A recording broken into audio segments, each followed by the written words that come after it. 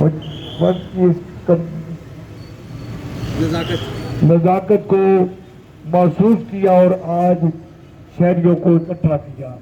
دوسرے نمبر پر میں اپنے شہریوں کو، تاجران کو سلام پیش کرتا ہوں کہ انہوں نے اس روزے کی حالت میں، اس دھوپ میں اکٹھے ہو کر یہ اس ریلی میں شرکت کی۔ تیسرے نمبر پر میں تمام شرکائے جلسہ کو اور سب لوگوں کو یہ سلام پیش کرتا ہوں کہ انہوں نے اتحاد اور اتفاق کا مظاہرہ کیا۔ یاد رکھیے، گرنے والا بم نہ یہ پوچھتا ہے تو سنی ہے، شیعہ ہے، اہل حدیث ہے، دیوبندی ہے، بریلوی ہے اور نیلم ویلی کا ہے یا جیلم ویلی کا۔ یہ جب مرنے میں ہم سب ایک ہیں تو جینے میں ہم کیوں نہ اکٹھے ہو جائیں۔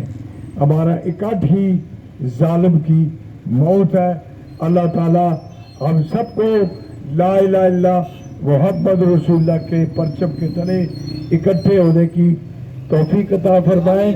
اور ایک غلط فہمی کا ازالہ کروں کہ ایران کا جو انقلاب تھا وہ اسلامی انقلاب تھا، اسی لیے طاغوت کو اس سے بڑی دشمنی تھی۔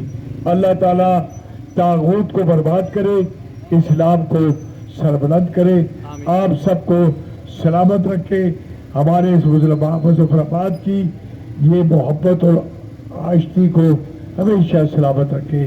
والسلام ورحمۃ اللہ وبرکاتہ۔